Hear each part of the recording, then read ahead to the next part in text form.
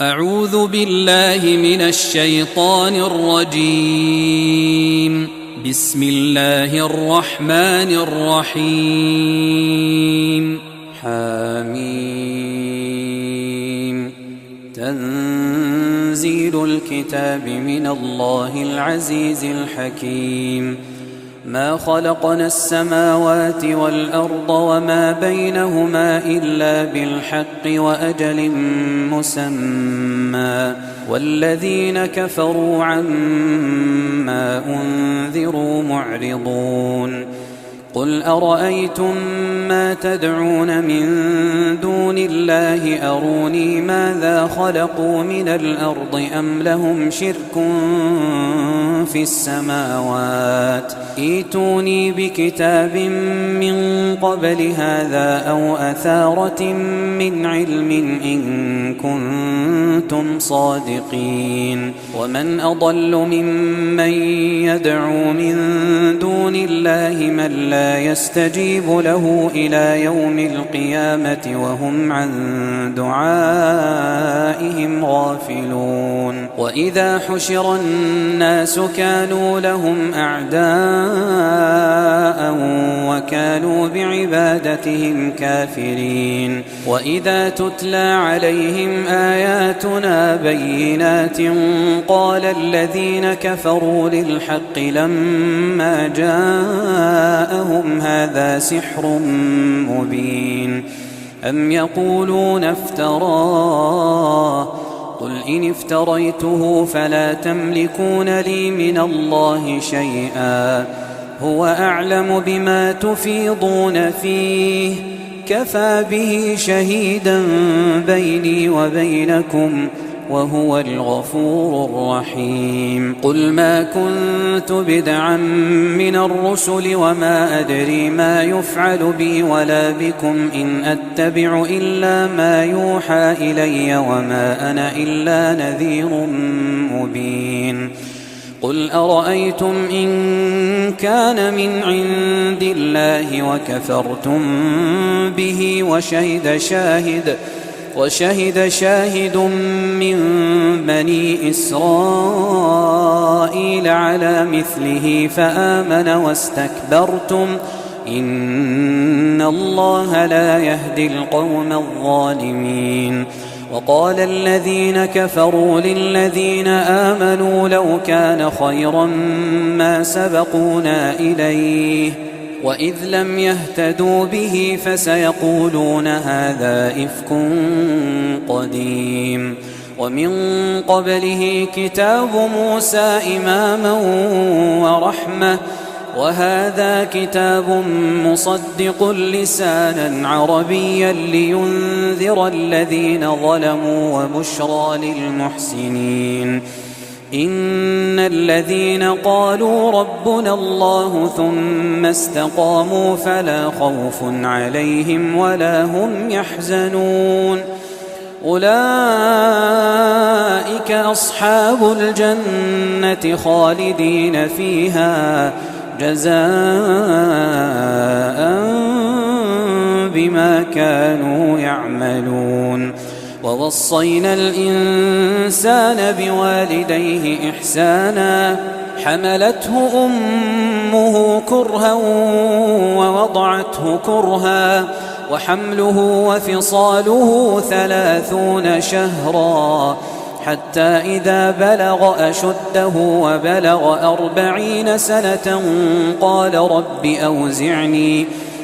رب أوزعني أن أشكر نعمتك التي أنعمت علي وعلى والدي وأن أعمل صالحا ترضاه وأصلح لي في ذريتي إني تبت إليك وإني من المسلمين. أولئك الذين نتقبل عنهم أحسن ما عملوا ونتجاوز عن سيئاتهم في أصحاب الجنة وعد الصدق الذي كانوا يوعدون. والذي قال لوالديه أف لكما أتعدانني أن أخرج وقد خلت القرون من قبلي وهما يستغيثان الله ويلك آمن إن وعد الله حق فيقول ما هذا إلا أساطير الأولين أولئك الذين حق عليهم القول في قد خلت من قبلهم من الجن والإنس إنهم كانوا خاسرين ولكل درجات مما عملوا وليوفيهم أعمالهم وهم لا يظلمون ويوم يعرض الذين كفروا على النار أذهبتم طيباتكم في حياتكم الدنيا واستمتعتم بها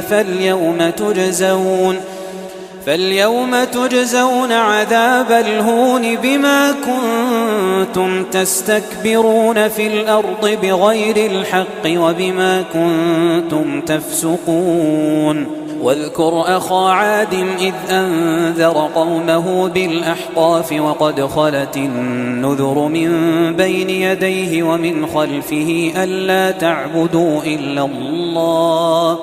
ألا تعبدوا إلا الله إني أخاف عليكم عذاب يوم عظيم قالوا أجئتنا لتأفكنا عن آلهتنا فأتنا بما تعدنا إن كنت من الصادقين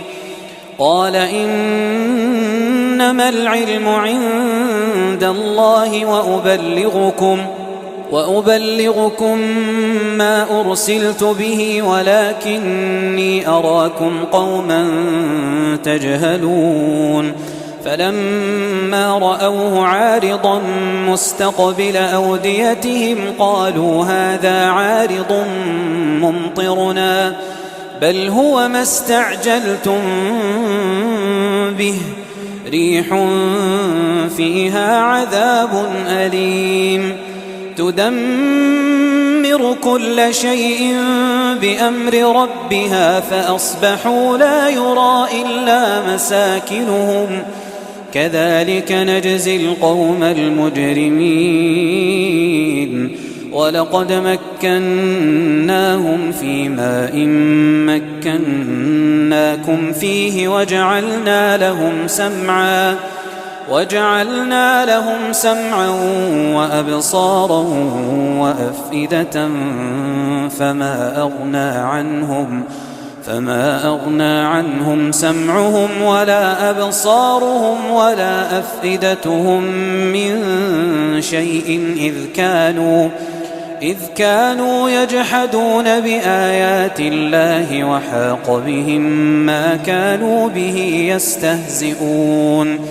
ولقد أهلكنا ما حولكم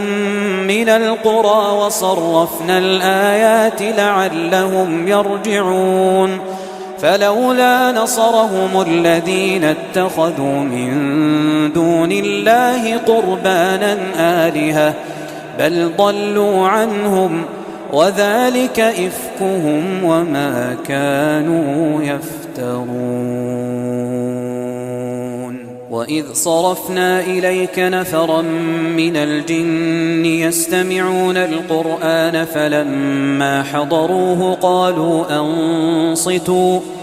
فلما قضي ولوا إلى قومهم منذرين قالوا يا قومنا إنا سمعنا كتابا أنزل من بعد موسى مصدقا لما بين يديه يهدي إلى الحق وإلى طريق مستقيم يا قومنا أجيبوا داعي الله وآمنوا به يغفر لكم من ذنوبكم ويجركم من عذاب أليم ومن لا يجب داعي الله فليس بمعجز في الأرض وليس له من دونه أولياء أولئك في ضلال مبين أولم يروا أن الله الذي خلق السماوات والأرض ولم يعي بخلقهن بقادر على أن يحيي الموتى بلى إنه على كل شيء قدير ويوم يعرض الذين كفروا على النار أليس هذا بالحق قالوا بلى وربنا قال فذوقوا العذاب بما كنتم تكفرون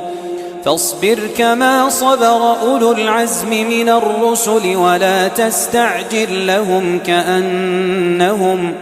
كأنهم يوم يرون ما يوعدون لم يلبثوا إلا ساعة من نهار بلاغ فهل يهلك إلا القوم الفاسقون